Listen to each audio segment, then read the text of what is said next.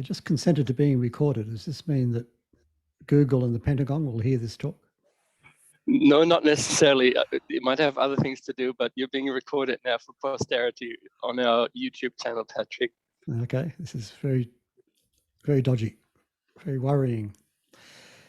Anyway, we better begin. I called the talk "The Freedom and the Fall," although once I wrote this, as I said, this is basically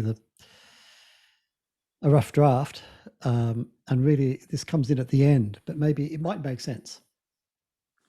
But let's review what we did last time when we were talking about self, not self. The Buddha taught not self, or anatta in Pali, or in Sanskrit, Atman.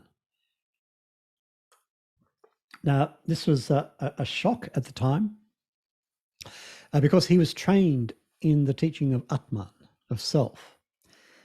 He would have been trained in the Upanishadic tradition, where Atman is absolutely central. But then when he started to teach, he taught not Atman, which was quite a radical departure. Now, when we talk about this Atman tradition, to get a sense of the context of what he's talking about, there's two aspects of Atman in this tradition of the Upanishads. There's the metaphysical or transcendent Atman and the psychological Atman. So the metaphysical Atman, this is the transcendent one with a capital O, the one, who is, or what is, behind all experience and which makes experience itself possible. And there is only one Atman in this sense. And then we have the psychological Atman. So this is the person who is the one who experiences.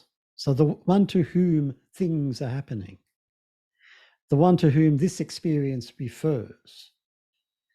So we're in a Zoom meeting, there's something going on, but this something is happening to someone. This is the Atman, the psychological Atman, the psychological self. So this is the one to whom this experience refers, and it's the owner of the experience and the agent who makes the decisions. So who was it who decided to come to this talk? Who is it who is deciding to stick around for a while? It's the Atman. So this is the psychological Atman. Now the Buddha, this was the aspect of Atman that the Buddha was focused on. He didn't have time for the metaphysical or the psychological Atman, but his focus was on the psychological Atman. And we talked about this by introducing the question, to what extent does it make sense to think or to speak or to act in terms of, for example, this is my body, or these are my decisions? If it makes sense to speak like that, to think like that, to perceive like that, to act like that, this is Atman. This is the manifestation of our relationship to Atman. And as we talked about last time, possession is inherent to Atman, to self. So for the Buddha, possession is based on what he calls upadana, usually translated clinging or attachment, perhaps more accurately appropriation. But upadana refers to taking as one's own. So Atman, so for example, my body, I'm taking an experience of physicality, I'm taking it as my own. These thoughts, I'm taking these thoughts as my own. So this is appropriation, this is upadana. And appropriation is always tied up with craving, what the Buddha calls tanha, literally thirst, but usually translated craving, could be translated as grasping. So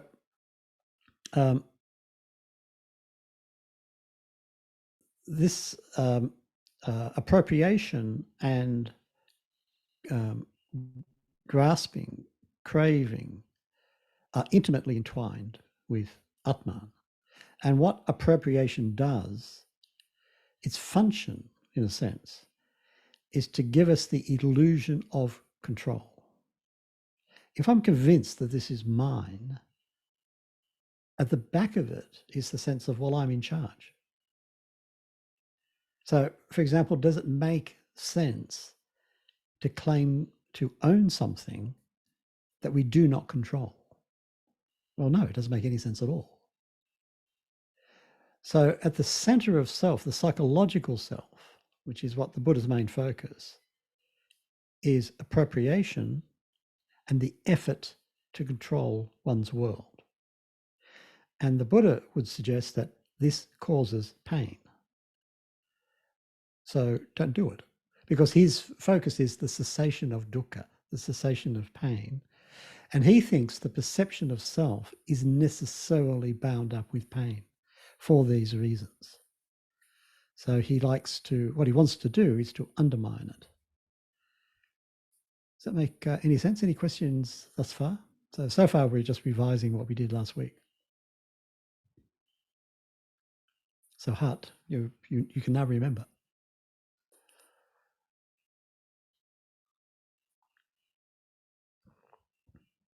Okay, shall we move on? So let's look at how the Buddha talks about the perception of self. And I recently discovered this very interesting sutta, this discourse, Yava Kalapi Sutta, the sheaf of barley. And the translation is based on Sujata's translation in, what's his, Sutta Central, and I've modified it. And this is part of this discourse. The Buddha begins with this idea of a sheaf of barley. He says, suppose a sheaf of barley was placed at a crossroads.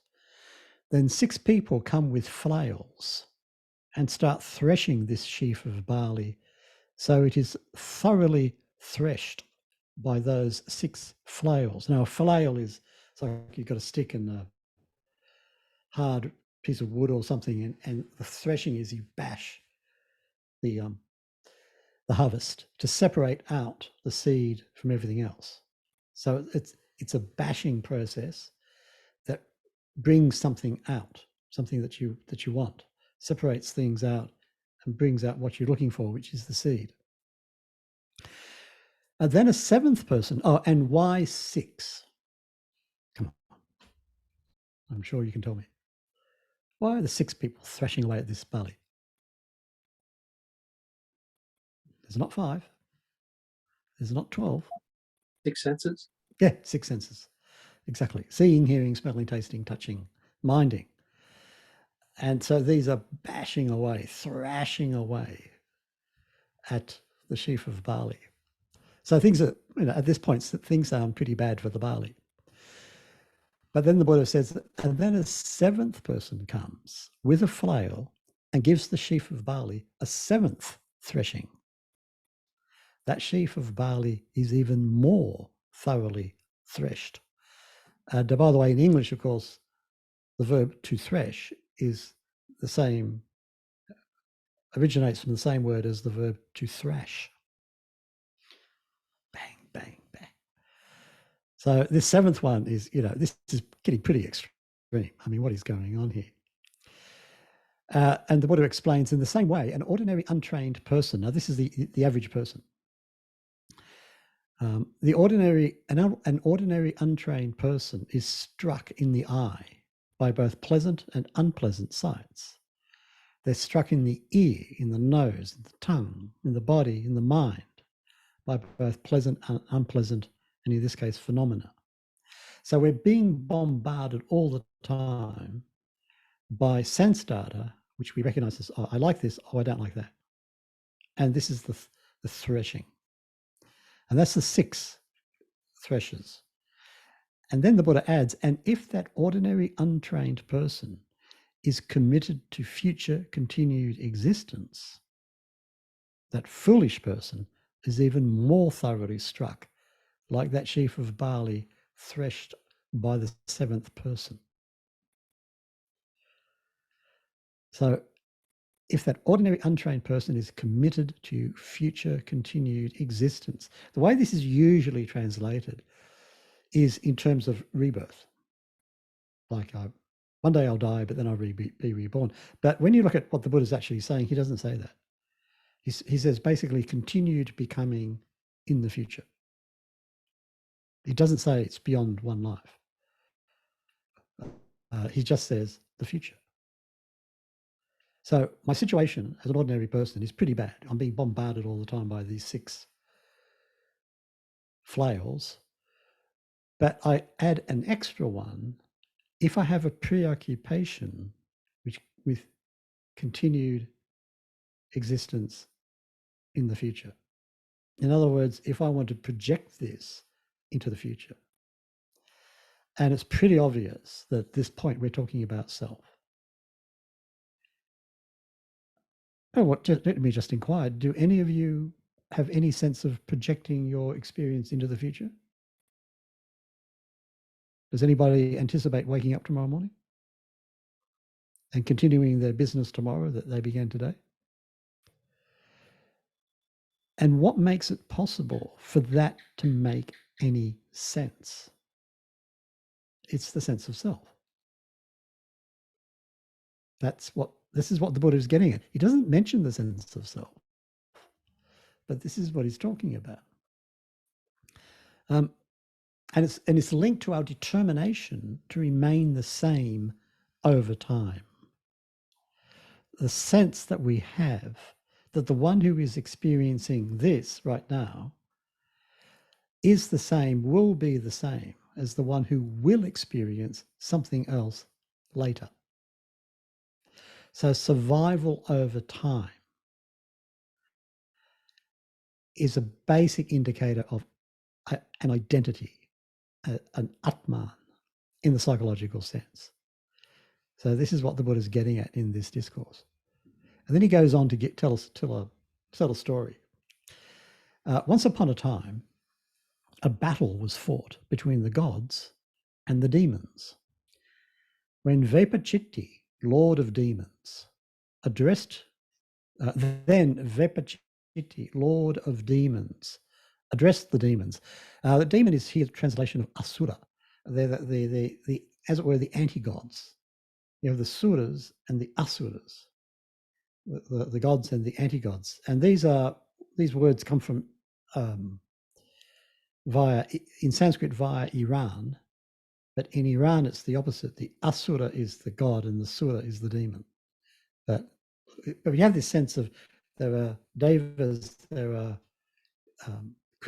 beings of light and harmony, etc., and then you have the opposite. These are the demons. And the Lord of the demons is Vepachitti. Now he addresses the demons. If the demons defeat the gods in this battle, bind Sakka, Lord of gods, by his limbs and neck and bring him to my presence in the city of demons. Now meanwhile, Sakka, Lord of gods, addressed the gods of the 33. If the gods defeat the demons in this battle, bind Vepachitti by his limbs and neck and bring him to my presence in Sudhamma, hall of the gods. So if you're getting a sense of 2 footy teams lining up against each other, I think you're getting into the feel for what's going on here. Now, in that battle, the gods won and the demons lost. So the gods of the 33 bound Vepachitti by his limbs and neck and brought him to Sakka's presence in Sudhamma, hall of the gods.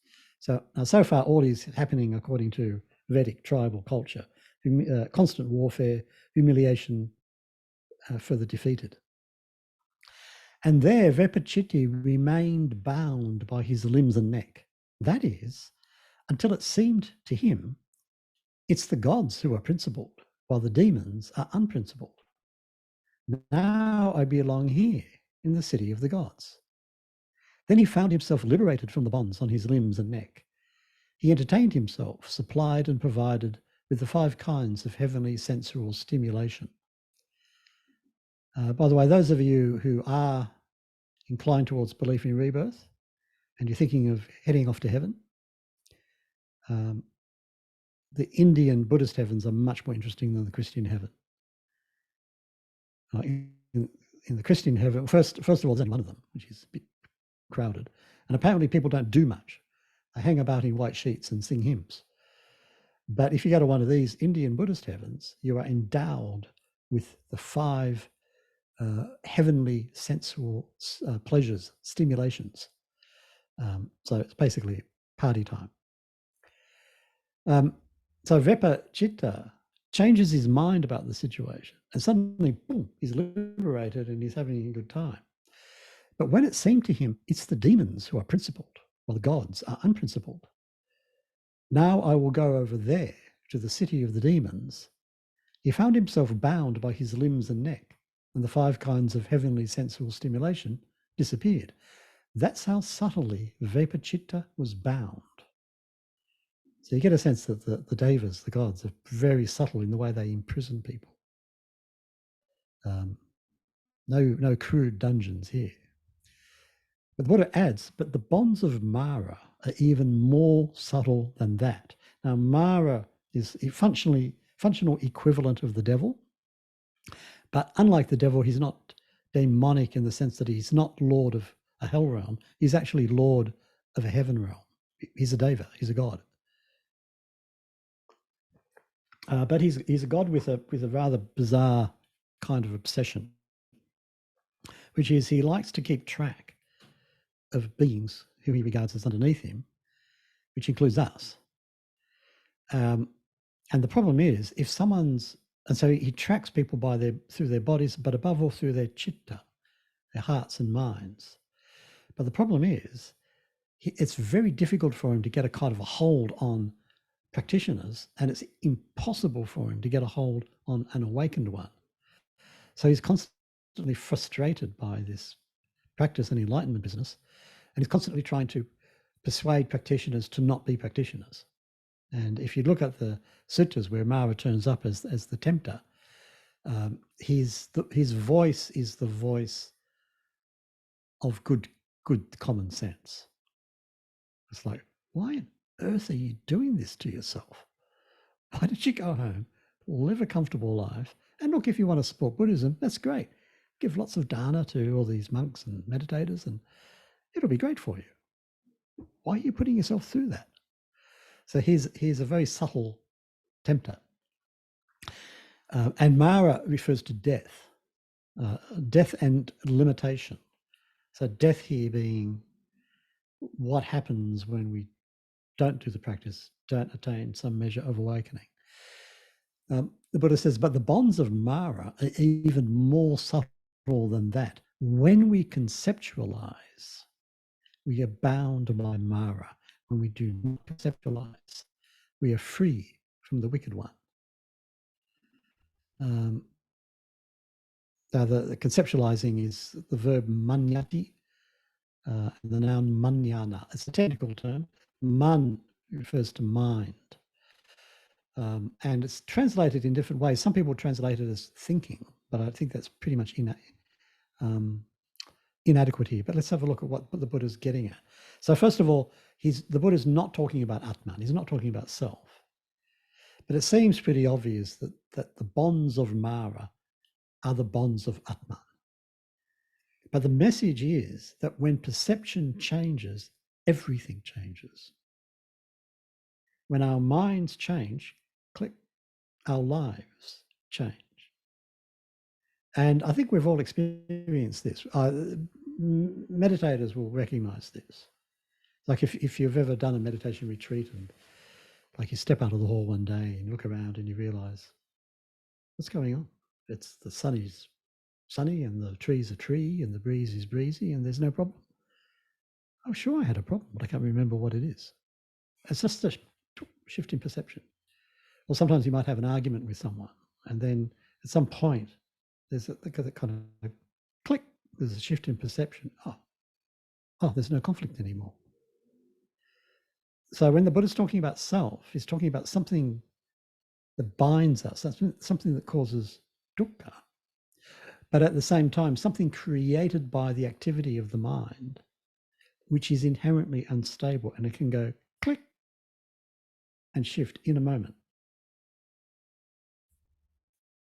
And then the Buddha talks about the forms of conceptualizing. These are forms of conceptualizing. I am is a conceptualization. I am this. I will be. I will not be. And so on. And you can recognize these are the movements of self. Conceptualizing is a disease, a boil, a dart. In other words, it's painful. So you should train yourselves like this. We will live with a heart that does not conceptualize. So basically what he's saying is what we think is going on, let's say our perceptions, the way we see the world, our perceptions are based on concepts and the drives that fuel concepts. And when that and these are piled on top of the actual experience. So we have the actual experience of the six senses, six sensitivities. Now these are difficult enough, but then we pile something on top. And this is the seventh threshing.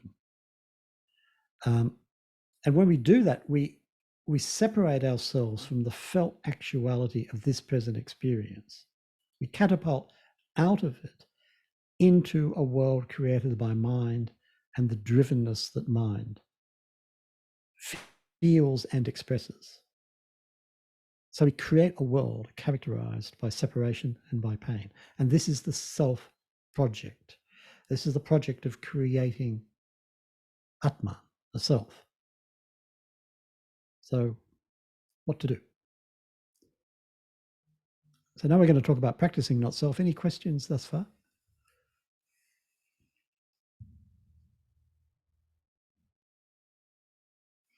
Okay. So how does this work out in terms of practice? And the context I'm speaking of here is the Mahasi lineage of mindfulness meditation or insight meditation, which is all about cultivating jnana. And jnana is means understanding.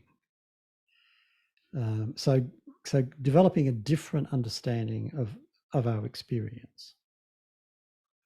And we're going to go briefly through this process, but see how it culminates in the perception of not self.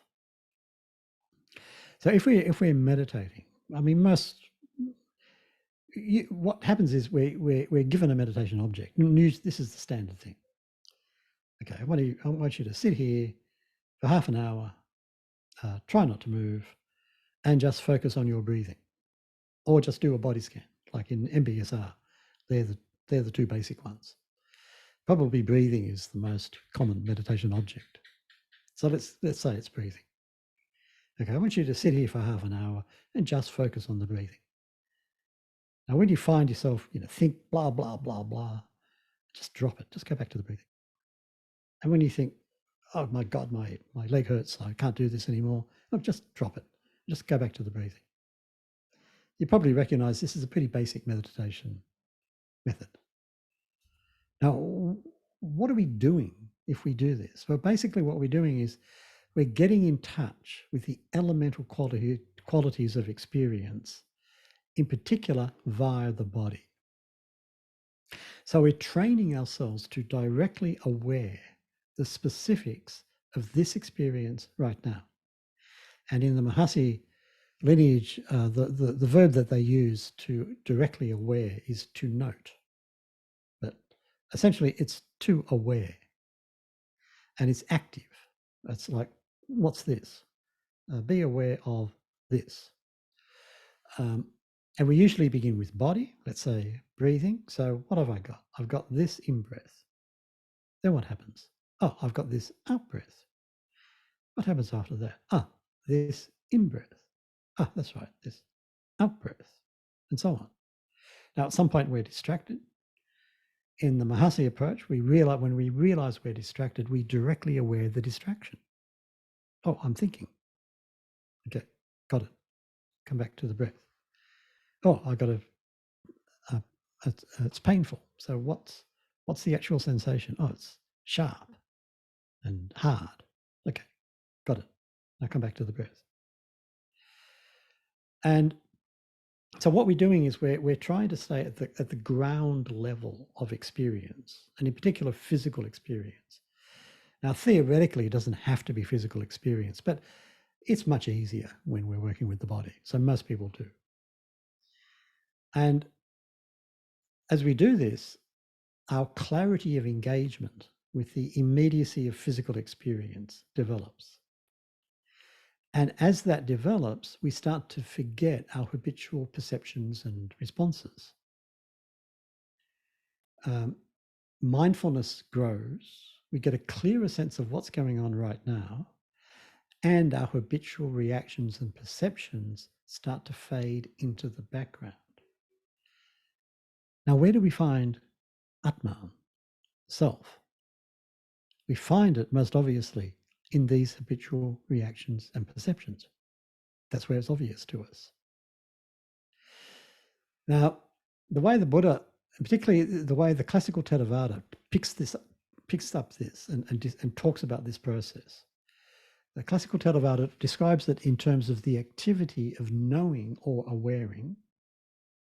So I'm directly awareing in-breath, out-breath. And the flip side, that which is known or awared. So if I'm being aware of the breathing, then I've got two things happening. One is the awareness, and the other is the breathing. So when we work with the body, we get to know the qualities of physical experience, what the Buddha calls the elements. So it's hardness and softness. Can anybody feel hardness in the body right now? Anybody feel softness? So it's lightness and heaviness. It's movement and stillness and so on. So we're getting to know the elemental qualities of the body as they manifest in the present. And we're also getting to know the qualities of awareing itself, experiencing itself. So, for example, we become familiar with awareness, what the Buddha calls vijnana. We see how awareness moves towards its object. This is manasikara, attention. We see the flavor of experience. Like sometimes it's pleasant, sometimes it's painful, sometimes nothing much. This is Vedana, feeling. We see how we recognize an experience as something familiar or unfamiliar. So I know what this is. This is the in-breath. Now something's happening. What is this exactly? Not sure.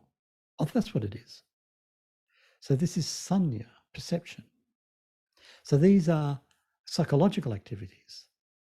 So we're getting to see physical elemental qualities, and the elemental qualities of the process of experiencing itself.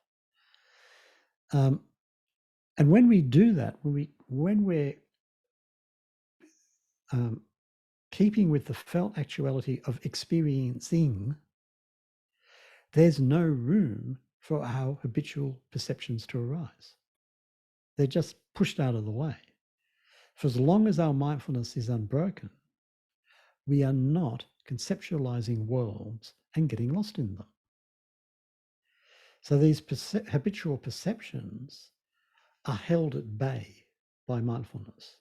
It's like they just, and you can feel when you're doing this, it's like there's an effort involved. I've got to have to stay with the experience. No, don't get caught up.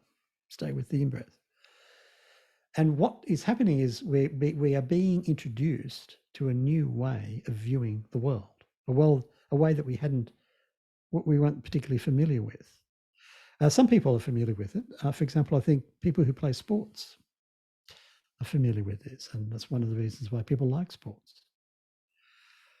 Now, this new way of viewing the world is very shaky, because as soon as we relax our effort, or as soon as we forget our mindfulness, bang, habit kicks in, and the self is back. So we've got to start again. So it's very shaky. But something new is being introduced. And the longer the practice continues, the stronger and more familiar this new perception becomes. And this, for the classical Theravada, is the beginning of insight. Any questions?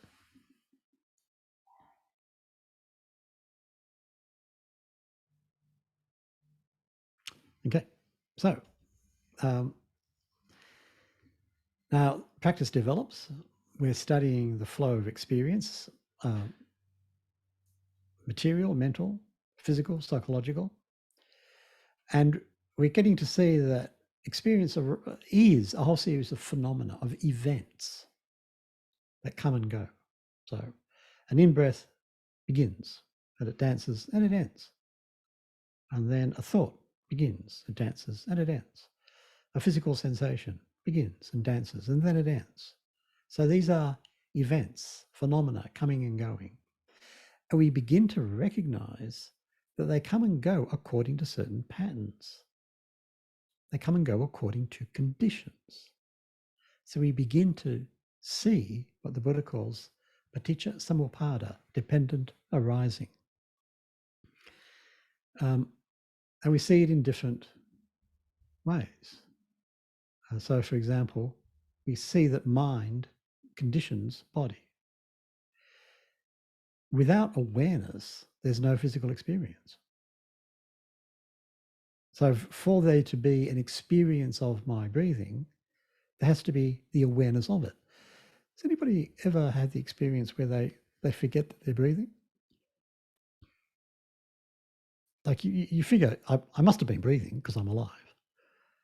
But I haven't actually noticed it for the past 5 minutes or 30 minutes. Have you ever had that kind of experience?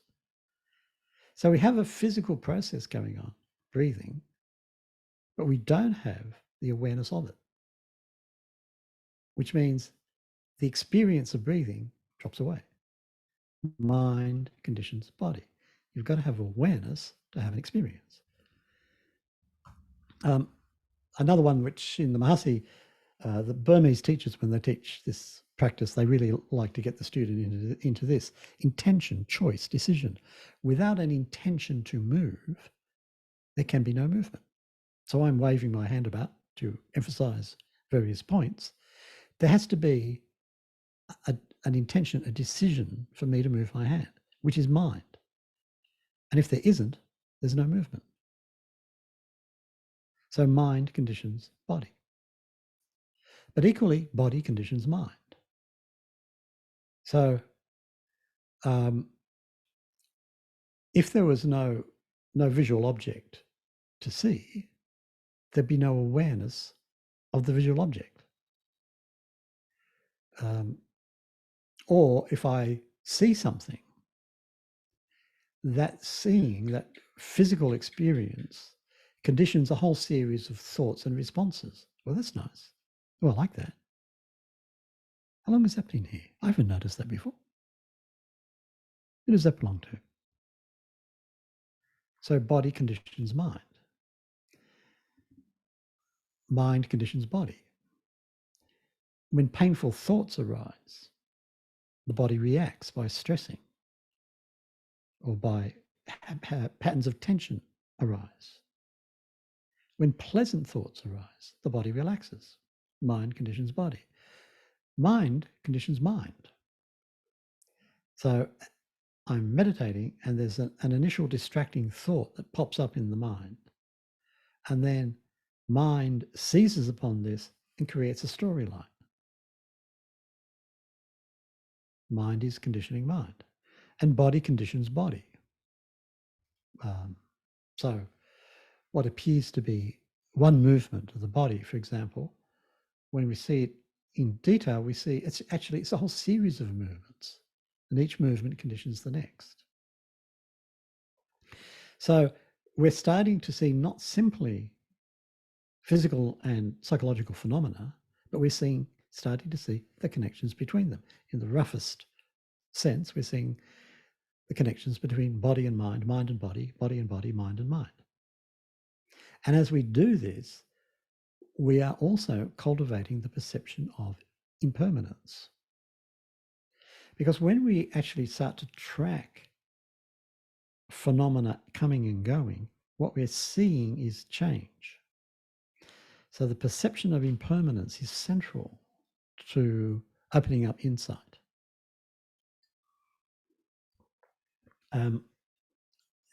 Remember we talked about self is characterized by this sense of a projection into the future, sameness through time. The opposite perception is impermanence, is change. It isn't the same through time. And this becomes clear to meditators as they practice. The practice doesn't stay the same. It changes. And if you're practicing for insight, for jnana, for understanding, you start to get interested in this.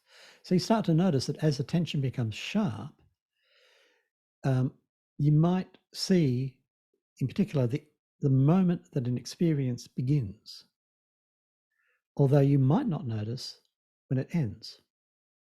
So a very common experience, people will say, my attention is drawn to experience A, and then I'm examining this, my attention is then drawn to something else, to experience B. Now, A hasn't stopped. It's just that I go from here, bang, to there. Oh, something else is happening. And then I realize, oh no, there's something else happening. So I go from B to C, and so on. So I'm seeing the beginning of an experience. Oh, what's that? I'm seeing something of the middle. Oh yeah, that's what's it doing. But I'm not noticing the end. Rather, I'm saying, oh, something else has just begun. And this characterizes this very early level of insight into change, into impermanence. And along with this, there can begin an inferential understanding. Now, so far, there's been no conceptualization. But then there's room for a kind of conceptualization, but it's a different kind of conceptualization. And at a beginning, an inference, because what we're doing is we're looking at the structure of experience. And then it begins to dawn on us that actually, if this is the way experience is structured, well, it's always like this. These processes that I'm seeing now, they must have been happening in the past. And surely they're going to happen in the future. And with this, the perception of the permanence of the self is being challenged. So the self is under some slight degree of challenge. On the one hand, it's being held back because I'm so focused on just tracking the actual experience. But on the other hand, because what I'm seeing is the constant change of experience, then the assumption of the stability, the permanence of self is beginning to be challenged. Might be very slight, might be some people get a clear sense of this, like some people really get it very early, as other people don't. It varies hugely. One of my teachers in Burma, Sayadaw U Janaka, liked to talk to us the story about when he went to the US and he ran this retreat. And one of the retreatants was, this is in the South, very conservative part of the country. And there was one man who was there who had an experience of, let me see if I can remember what exactly it was. Essentially that, look, there's just the in-breath and the out-breath and the knowing of it. Like basically that's what there is. But it hit him so hard that he had spent his life as a devout Christian. And at that point, he abandoned Christianity. Bang, forever. Came to the Sayadaw and announced he was a Buddhist. No more Christianity. Went off to Burma, did intensive practice. And that's all it took. It's just like, wait a minute, what's going on here? There's the breath coming and going, and there's the awareness of the breath. That's all there is. Bang. And he had this profound entry into not self. Now, that's very unusual. Like for most people, they wouldn't notice it, anything like that degree. But you can see that something is beginning to happen. There's a subversion going on, even if the meditator is completely unaware of it. It's happening.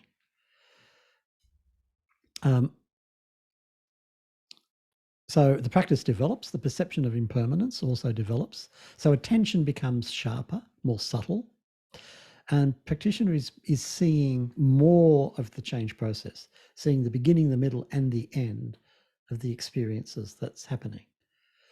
So seeing the complete process of something arising, it manifests, it ceases. Arise, manifest, cease. And this starts to open up the perceptions of dukkha and anatta, of onset of pain and not self. Now, again, the degree, the extent to which these perceptions become noticeable depends hugely on the individual. So for some people, they become obvious, but for others, they don't. So, for example, some practitioners at this point will feel very painful sensations in the body, not the usual aches and pains that you get when you begin to meditate. So they've got over that. The practice is developing that suddenly there's acutely unpleasant, painful sensations arising, and there's no apparent physical reason for them. Some people have disturbing images come up in the meditations, disturbing thoughts or images. Some people become extremely irritable for no apparent reason. And all of this, these are indications that the perception of dukkha, of pain, is starting to be aroused. But others just sail right through this and nothing much happens. It's this enormous individual differences. Then the perception of impermanence continues to mature, and change is starting to be seen as moving faster and faster. And again, the complete cycle is very clear: arising, manifestation, cessation. Body and mind are affected. The body and mind both seem very light. Posture is easy.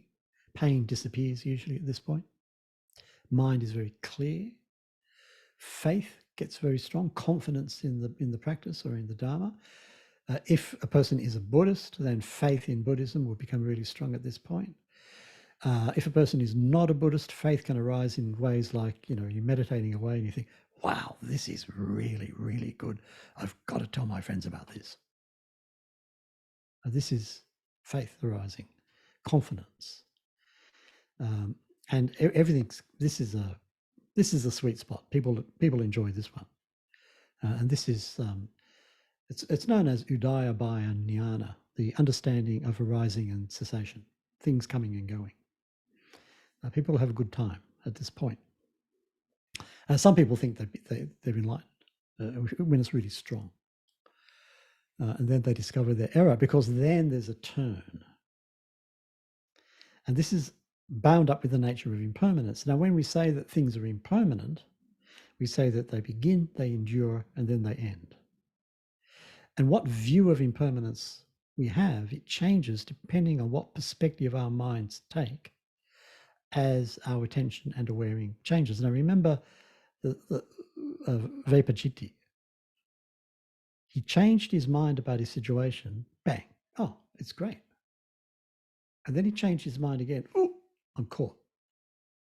And this is like when the Buddha was talking about the way insight develops, he was talking about how subtle it is, that a perception can just go click and everything is different. And this is one of the reasons why you can't depend on a particular set of experiences always happening when you meditate, because the more we do the practice, the more the perspective our minds are taking on experience is changing, and with that, everything changes. Now here, when our perception of impermanence matures, what the mind focuses on, or what the mind notices predominantly, is the ending of things, the disappearance of things. And we talked about this in a previous talk about dukkha. Here, this is where the perception of dukkha starts to become predominant. And you get different people will report different things.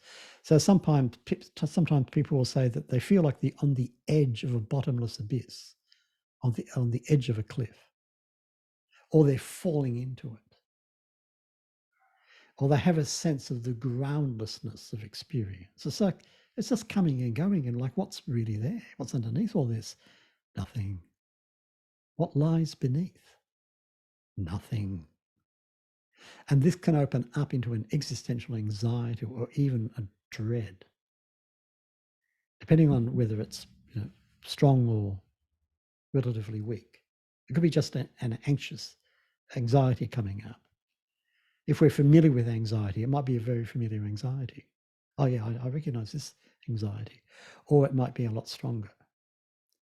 But what's happening deep in the chitta, in the heart, is this sense of, well, if all there is changing mental and physical phenomena, what's underneath? And if there isn't anything, what happens to me?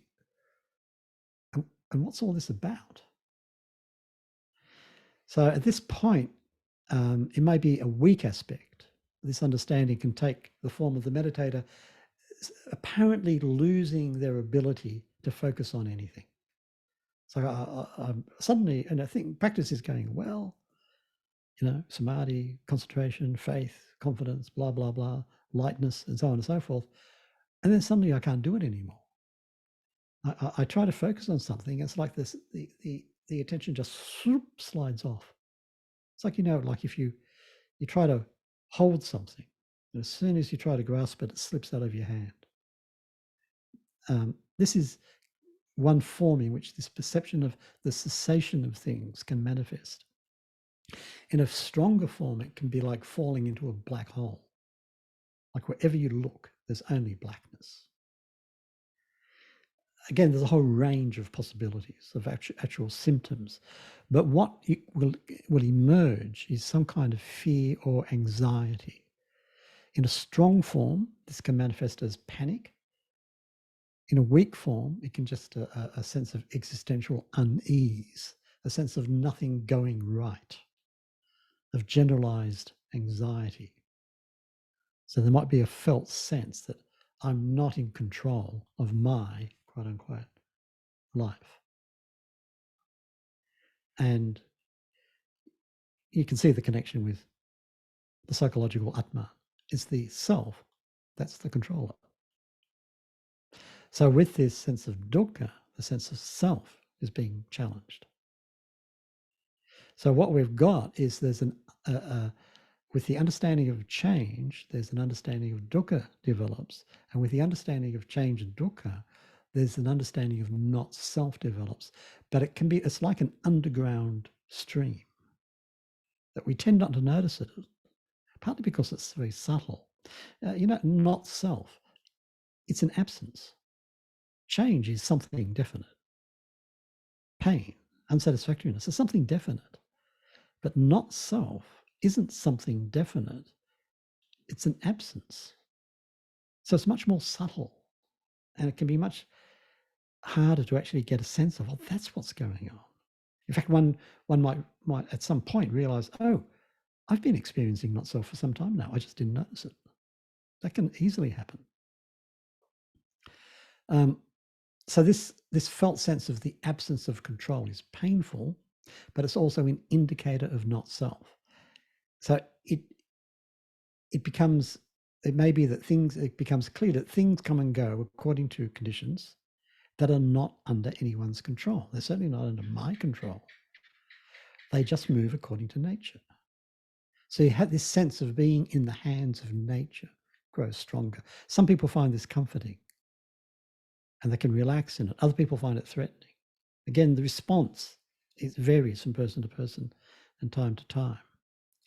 And another way in which the understanding of not self emerges in the perception of pain is the very strange realization that this anxiety that I have, this fear, is real, but it's not personal. So when I'm mindful, I realize that there's something wrong here, but there's no one who is suffering wrongness. There's danger here, but there's no one who is in danger. It's like watching a scary movie. So fear arises. But even as the fear is present, there's also the understanding that the situation is not real. And so fundamentally, the fear is not grounded. There's no need to fear the fear. So this sense of groundlessness, we enter into the perception of pain, of dukkha, through recognizing groundlessness through change. And it's painful. But not self emerges here in our perception that this groundlessness is itself groundless. So our fear is equally groundless. So this is, here we get beginning to get a sense of the freedom and the fall. Some people say that they have an experience like free fall. It's like they're falling into something, they're falling into the abyss. But if I'm falling into something, what exactly is the problem? Well, the problem is I fall and at some point, splat. And that's why I'm fearful. But what if we recognize there's no ground? There's nowhere to go splat. When the chitta at a deep level, and this is deeper than thinking about, when the chitta starts to recognize that, then the free fall, the fall drops away. And what we got is the free. So this is how we move through impermanence and dukkha into not self. As the practice matures, and when this maturity takes place, what's happening in the mind, in the heart, through this practice over time, mindfulness is getting stronger and stronger and more continuous. And along with that, equanimity develops. So equanimity is essentially balance. So the mind becomes very strong, very clear, very sharp, and very balanced.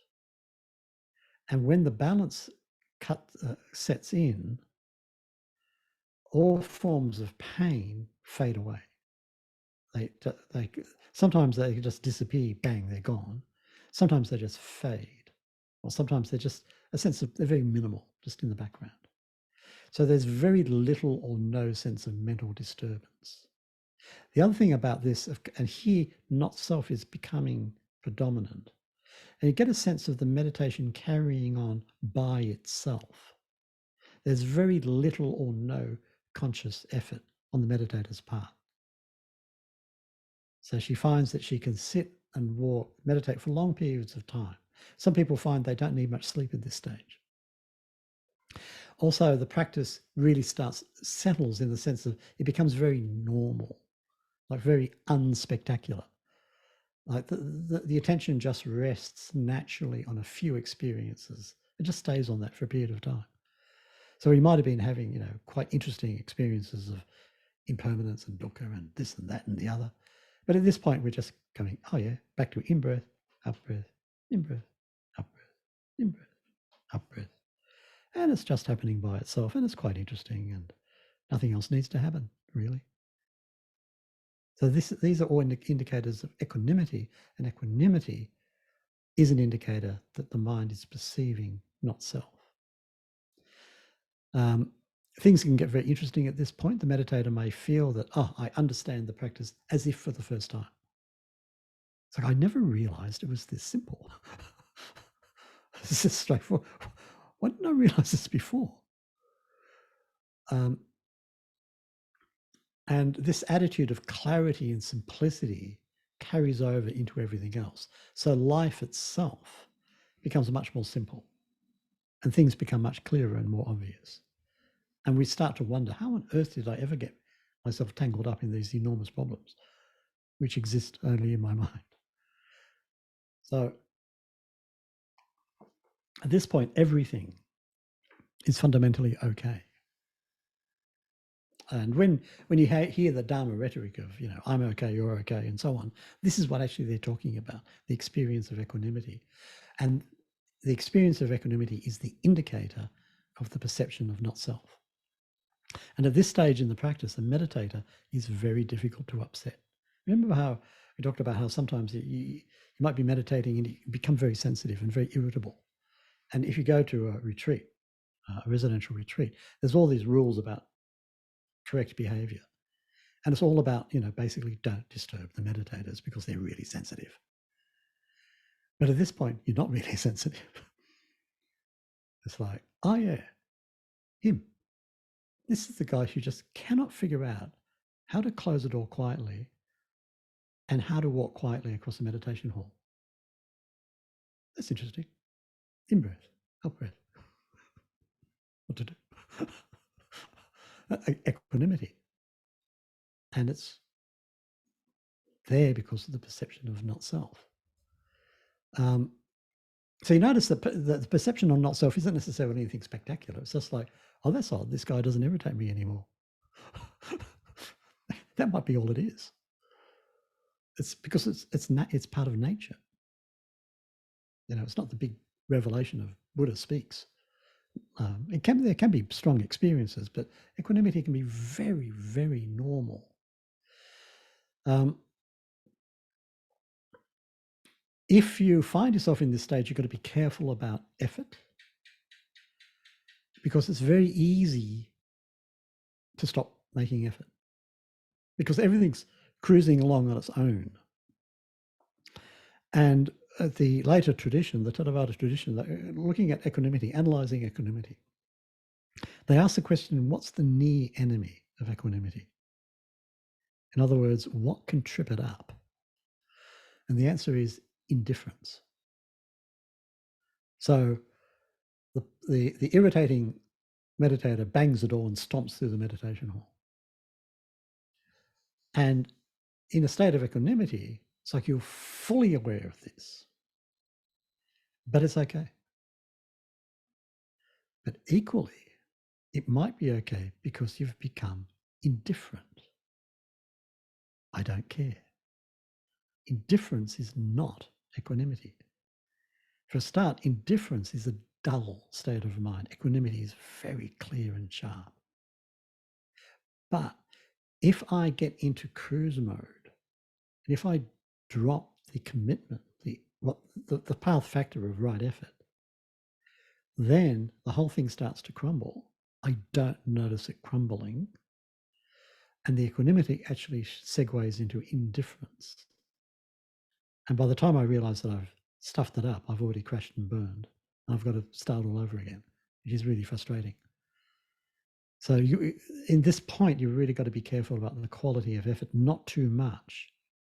That'll kill it, that'll smother it, but not too little.